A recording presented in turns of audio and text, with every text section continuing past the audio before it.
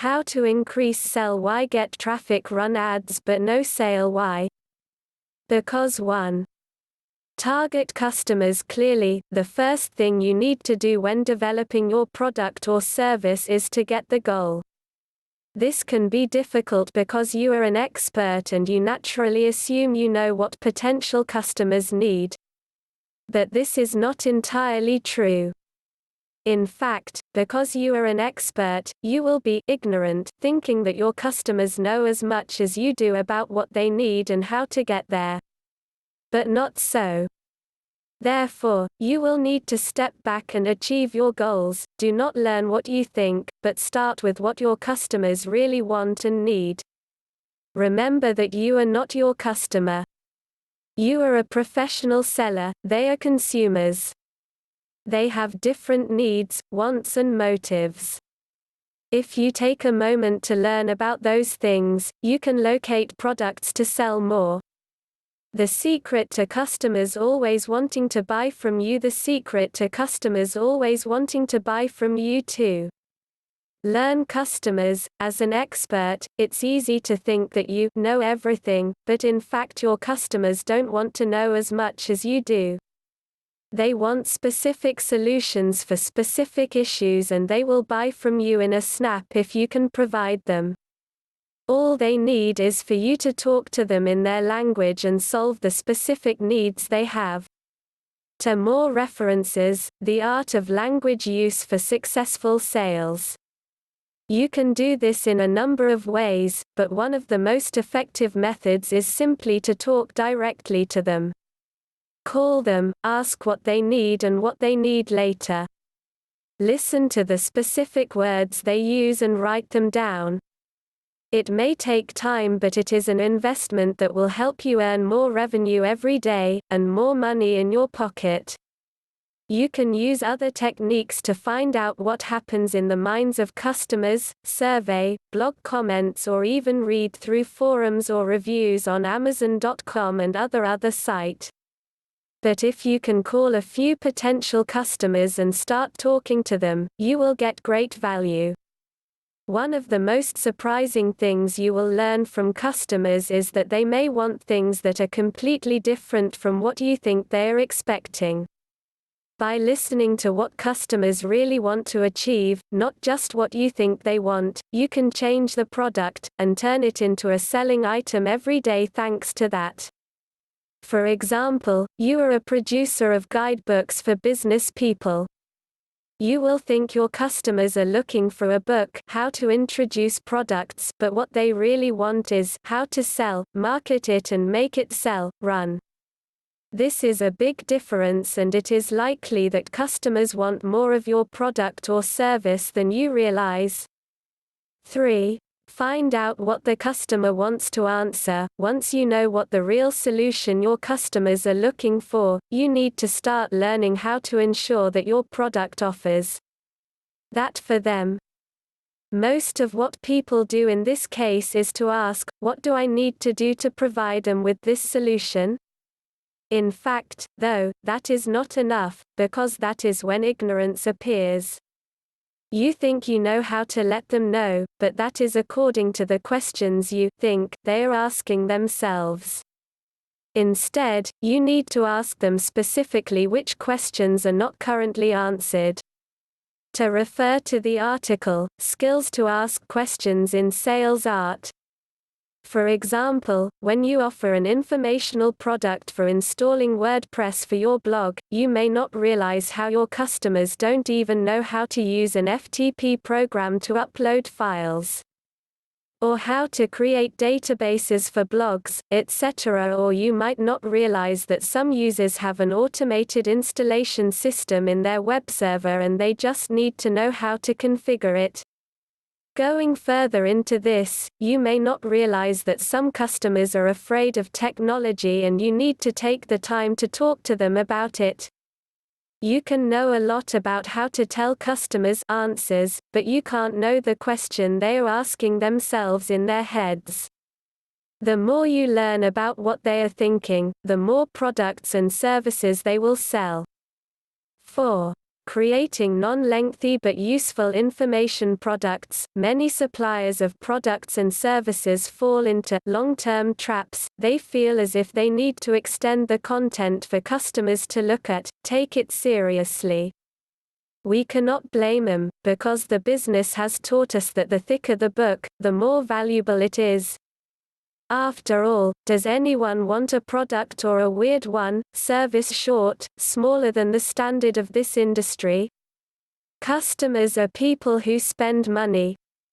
The problem is that when you don't know what questions your customers ask to get the solution they want, you will have to extend your content to make people feel as if it is good enough. But if you can answer their questions and let them know exactly what they need to know, they will not care how short it is, because they are solving their problems. You solve their problems and they will love you, because you have completely kept your promise.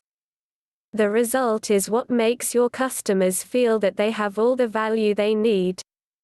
5. Learn about the delivery method that customers want. This is another question you want to ask customers. How do you want to receive products, services? When you sell information products, some people want digital downloads, such as PDF files, so they can get their hands on it right away. Others want the real version to be sent to them. Still others want the audio or video version. If you are selling services, they can choose to consult by phone or directly. Click the notification button and check the free below. This is when you ask potential customers to tell you the importance of different delivery methods for them. You may discover that people want the formats you didn't expect, and they can even give you ideas about things you could never think of before. The bottom line is to ask your audience. If you find a significant portion of them want a certain distribution format, providing that can give you a real and immediate boost in sales. And that's always a good thing to have. Your choice of a reasonable delivery method also shows your professional sales skills and makes them feel more secure when buying your product. 6. Make everything look professional. This is the point that many people give up. They go through all the efforts of creating a product or service, and when they introduce, it has a feeling self-construct. And although there's nothing wrong with keeping it simple, a small investment in refining it can make a big step forward. If you have PDFs, hire a designer to create a professional-looking cover page or give you good-looking images to put on your sales page. And talking about sales sites, hire a designer to make a few points to it, making it look like you're seriously considering it. If your budget is limited, find a new designer and be ready to work with less compensation and just follow each project.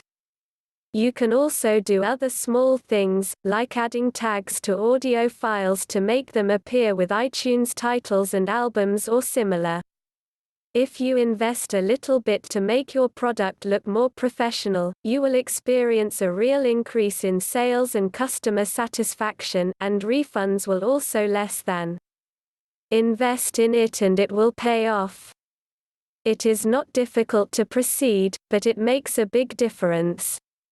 And that's how you do it. Principles of product pricing for effective sales before the product is marketed. An important step is the pricing for that product. Listen to the expert's valuable experience to make the right business decision. 1. Learn competitors and listen to customer opinions. The goal is to see how customers are aware of the value of that product. You don't need to pay to hire a marketing consulting firm just to find out the answer to the question, how do customers value your company's products compared to competitors? Take the time to ask customers this question and really listen to their opinions. It is a useful sales tactic that you should know when stepping into the business path. To see more, Art of Understanding Customer Psychology of Sales Staff. Typically, employers value products or services based on price, instead of considering whether customers are willing to withdraw their purse or not. What's worse is that businesses see price as a business signal merely based on prices that competitors often easily assign.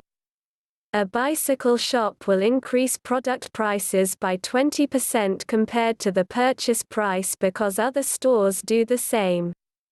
Similarly, bike parts and associated clothing also increased by 30% and 50%, respectively. In both of these examples, these businesses did not consider the issue of product prices thoroughly, and they certainly did not consider the issue of profit, as well as putting themselves at risk. Go to potential customers because they have not targeted customers who are willing to pay for the product. Try comparing this with the Brooks Brothers suit. No customers appreciate the brand of this chain store rather than rival Men's Warehouse. Customers who are not willing to spend $150 are of course not the type of customers Brooks Brothers expected. 2. Understand your competitors. This may be a rather odd question, but it is really advisable to ask customers, if you do not buy from our company, what other company will you look for? Prepare yourself because you might be surprised to realize the real opponent and the profits that these firms have compared to your business. By this question, you can know things that you didn't know before. The way of pricing smart products is that you need to know who your competitors are, how much they charge for their products, your company's product or service is better or worse than them. From there, add or subtract the price of competing firms to set prices that you should sell your company's products. 3. Evaluate honestly and fairly. Being honest, not hiding, that is really difficult for many people. Owners and directors often overestimate the positive aspects of the business but neglect the advantages of the competitors that own. Going back to the example of a bike shop, the owner of this shop can be very proud of the Continental brand tires sold because a month ago, the customer was very pleased when the product was available at the store. At the same time, the store's business rival has a skilled car repairman, so customers are willing to pay for their car to be repaired carefully. If you only make a profit on the same item that your opponent is doing, your company has lost points. 4. Know your customers differently from others. There are people who love bike shops right next to your store, while many people choose to go to Walmart supermarket to buy a car. How much you sell your product at has become a question of which company you want to compete with and what customers you really target. The smart way you should think about it is to set its price for a group of potential customers, instead of all customers.